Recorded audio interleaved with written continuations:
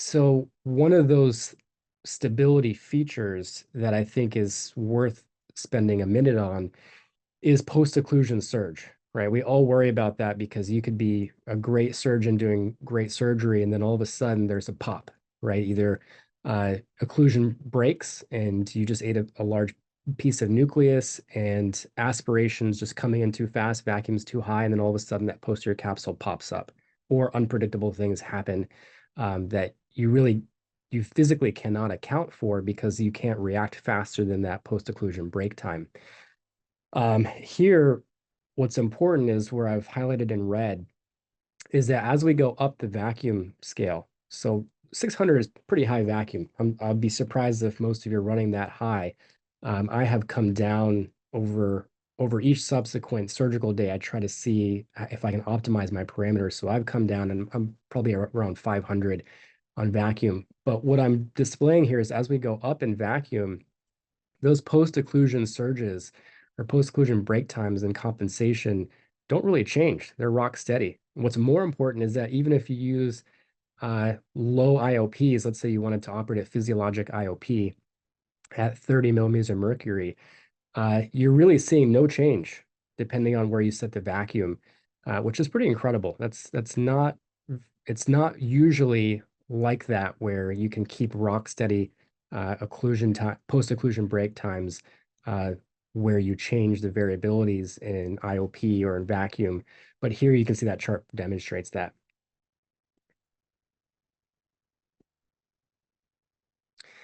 And so just to shed light on that, it's about a 200 to 300 millisecond time, and that's usually more than enough to have compensation built into the system to not have a posterior capsule pop up and jump into the tip.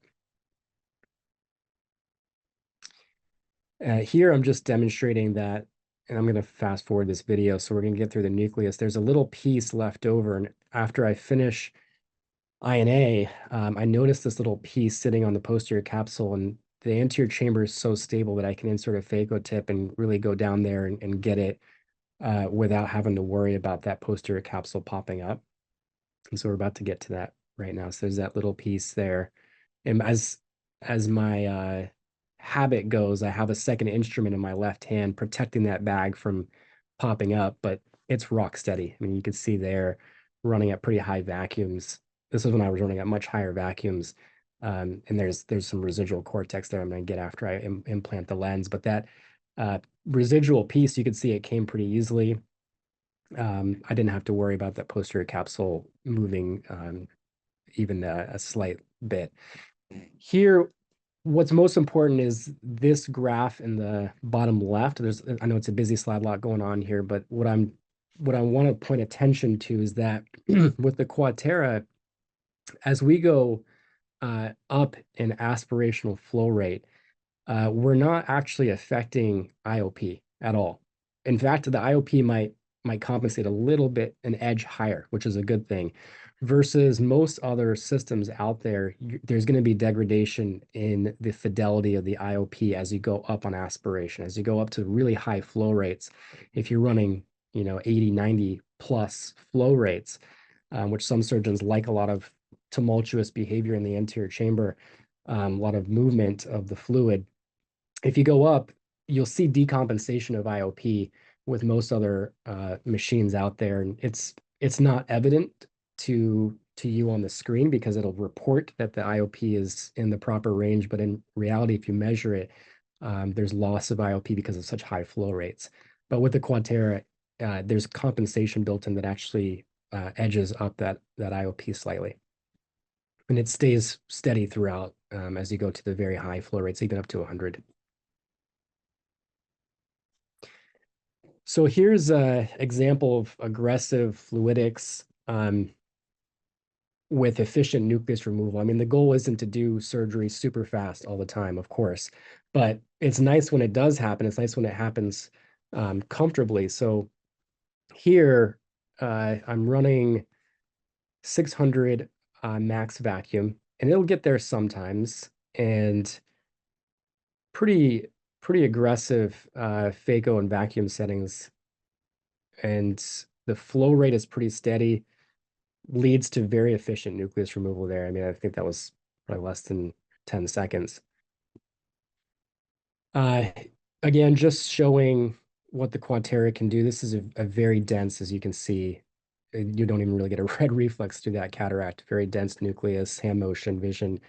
Um, and I'm running at a 40 IOP here. And I'm probably doing most of my cases right around this now with a 40 IOP. Most cases I will flip up the lens and just kind of eat in the iris plane, but here, because of the how dense this nucleus is, I'm using a chopper to get through it. And the EPT time on even this is a pretty high EPT time, of course, for me, but you can see it's very efficiently eating through a very, very dense nucleus. Um, 25 is not awful. I'd say on average, my EPT times with Quatera have gone down, usually in the ballpark of 5, which has been great for post-op day 1 outcomes. And then here's something that's it's a hot buzz topic as of late, which is can we operate at physiologic IOP or near physiologic, which is really the lower limits. Are we talking 30? I guess some machines are touting 25 as a pressure that you can operate on. As a disclaimer, I do not recommend doing that. What you end up getting is very, very high flow. So unless you decrease your vacuum and decrease your flow rates, I would not operate at physiologic IOP for majority of your cases because you're going to get a lot of fluid and a lot of fluid movement. Even though it may seem intuitively like, oh, if I'm operating at lower pressure, then why would it be such a crazy anterior chamber? Well, you're going to increase your flow significantly, especially if you have high vacuum and high flow rates. So I'm just demonstrating here that can be done. You can operate at a lower physiologic IOP, but probably not good for post-op day 1 outcomes because you're going to push more fluid through, which means more corneal edema in cases where you otherwise could have been more efficient. But it's certainly possible. If that's an interest of yours, again, totally customizable machine. So if you wanted to operate at lower pressures and ramp down a bunch of your settings, certainly you can. It can be done. So that's the Quatera from my vantage point in our practice. It's been a pretty incredible transition from other machines I've used in the past. We're gonna, I guess, gonna field up to open question format here, and I'm happy to talk more in detail about anything that you guys would like to.